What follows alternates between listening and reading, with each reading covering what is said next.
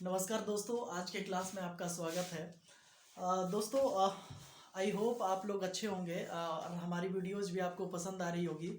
अगर वीडियो पसंद आ रही होगी तो आप अपने दोस्तों को शेयर करें और आप सब्सक्राइब कीजिए ताकि हमारा हौसला और ज़्यादा बढ़े और हम आपके बीच और अच्छे अच्छे कंटेंट को लेकर आएँ जो आपकी परीक्षाओं के लिए महत्वपूर्ण है। तो दोस्तों, आज हम शुरू करते हैं 1952 की घटनाओं में। दोस्तों, उस जगह कल के क्लास में हमसे गलती से थोड़ा डेटा गलत हो गया था, ठीक कर लेंगे।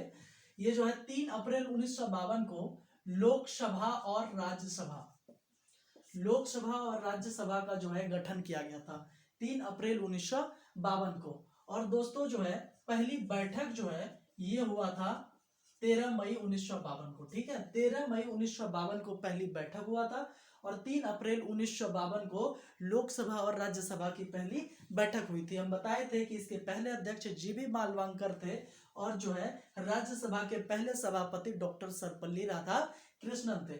दोस्तों, एक जगह और याद रखिएगा, 1951 में ही भारत का पहला आईआईटी कॉलेज जो है वो रुड़की में खोला गया था। ठीक है दोस्तों, रुड़की में खोला गया था, रुड़की में। ठीक है दोस्तों, अब हम लोग आगे बढ़ते हैं और हम आगे की घटनाओं को देखते हैं जहां तक हम लोगों ने क्रम से देखा था उसके आगे को। दोस्तों, आप याद रखेंगे 1952 1953 1953 में दोस्तों हम पढ़े थे राज्य भाषा आयोग की स्थापना की गई थी।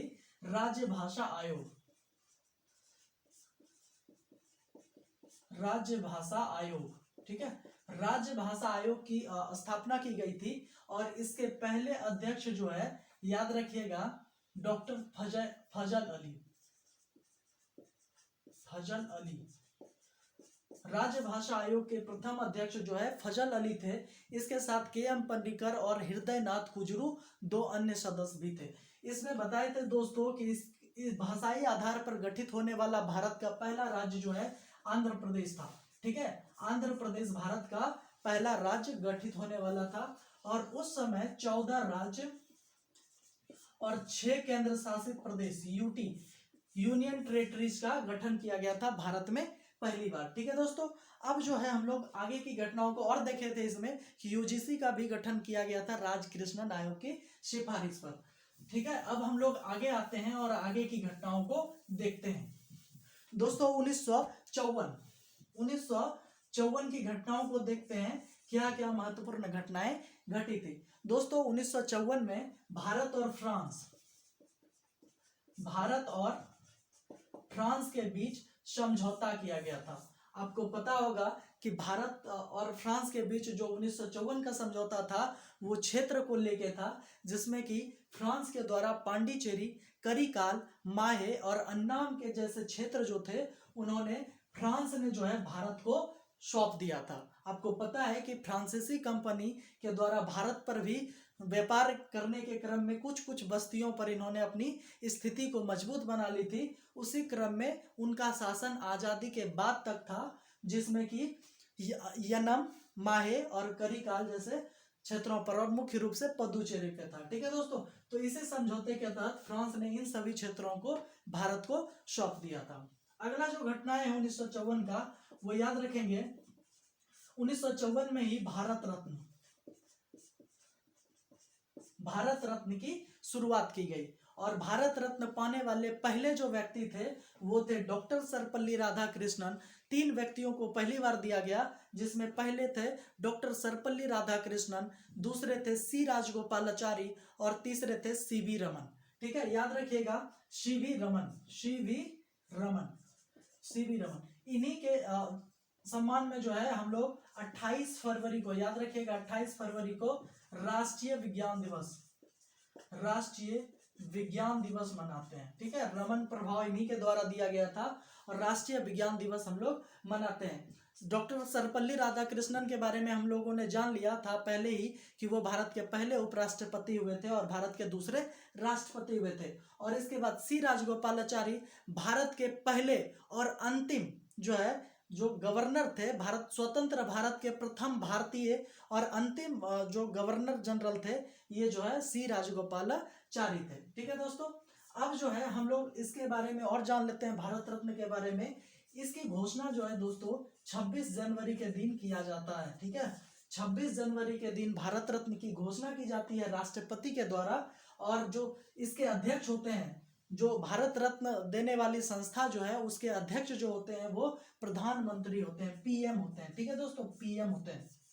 ठीक है, इसमें कुछ और जो चीजें जुड़ी है वो आप याद रखेंगे। मरणोपरांत,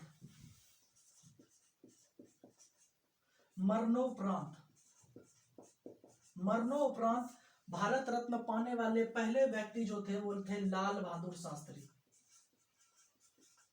लाल बहादुर शास्त्री। ठीक है, लाल बहादुर शास्त्री याद रखिएगा। इनकी मृत्यु जो है जनवरी 1966 में ताशकंद में हो गया था। जो ताशकंद समझौता में ये हिस्सा लेने गए थे वहीं पर इनकी मृत्यु हो गई थी जनवरी 1966 में, और ये भारत के पहले मरणोपरांत व्यक्ति जिनको भारत रत्न दिया गया था। प्रथम महिला जो भारत रत्न प्राप्त की थी उनका नाम इंदिरा गांधी था। आपको पता है कि इंदिरा गांधी को 1971 में भारत रत्न दिया गया था। इसके बाद जो है पहले विदेशी, फर्स्ट विदेशी जो है, फर्स्ट विदेशी आपको बताए थे जो है पहले विदेशी अब्दुल गफ्फार खान को दिया गया था, जो कि वर्ष 1987 में दिया गया था। वर्ष 1987 में अब्दुल गफ्फार खान पहले विदेशी जिनको भारत रत्न दिया गया 1987 में। इसके बाद सबसे कम उम्र में भारत रत्न पाने वाले व्यक्ति सचिन रमेश तेंदुलकर थे, जिनको 2014 में भारत रत्न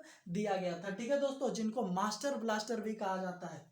ठीक है, मास्टर ब्लास्टर भी कहा जाता है।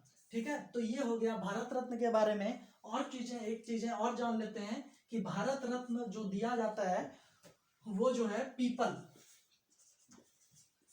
पीपल के पत्ते, ठीक है, पीपल के पत्ते के आकार का एक अवार्ड होता है जिसके नीचे लिखा होता है भारत रत्न और सत्यमेव जयते। ठीक है दोस्तों, ये जो है भारत रत्न से संबंधित है। इसके बाद दोस्तों और जो चीजें हैं वो हम देखते हैं 1954 के बाद। दोस्तों अब हम लोग आते हैं 1955 पर। ठीक है, 1955 की घटनाओं के बारे में हम लोग देखते हैं। तो याद रखिएगा 1955 में क्या हुआ था दोस्तों, पहली बार नागरिकता संशोधन पहली बार किया गया था 1955 में। 1955 में ही पहली बार नागरिकता संशोधन किया गया था। याद रखिएगा नागरिकता जो है भाग 2 में है। ठीक है, संविधान के भाग 2 में है और ये अनुच्छेद 6 से लेके 11 तक है। ठीक है, अनुच्छेद 6 से लेके, ठीक है, अनुच्छेद 6 से लेके 11 तक जो है ये नागरिकता की चर्चा की गई है हमारे संविधान में। ठीक है दोस्तों, इसके बाद जो है आप याद रखेंगे इसके बाद कि नागरिकता के बाद 1955 में ही फर्स्ट राजभाषा आयोग, प्रथम राजभाषा आयोग की स्थापना की जाती है, जो कि पहले अध्यक्ष बीजी खैर, ठीक है, बीजी खैर हुए थे। प्रथम राजभाषा आयोग के अध्यक्ष बीजी खैर थे 1955 में। और एक चीज याद रखेंगे 1955 में ही पहली बार एसबीआई बैंक, ठीक है, एसबीआई याद रखिएगा,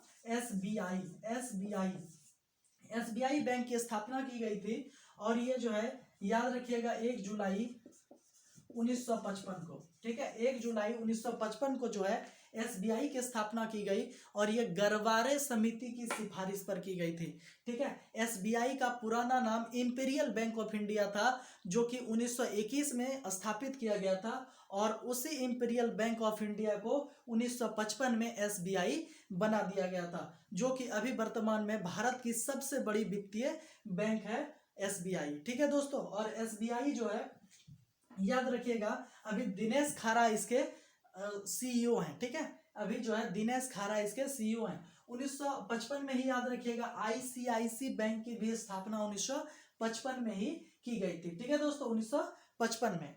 ठीक है, इसके बाद जो है दोस्तों अब हम लोग आगे 1956 या और भी जो घटनाएं हैं वो हम आगे पढ़ेंगे। तब तक दोस्तों अब हम लोग अगले क्लास में मिलते हैं।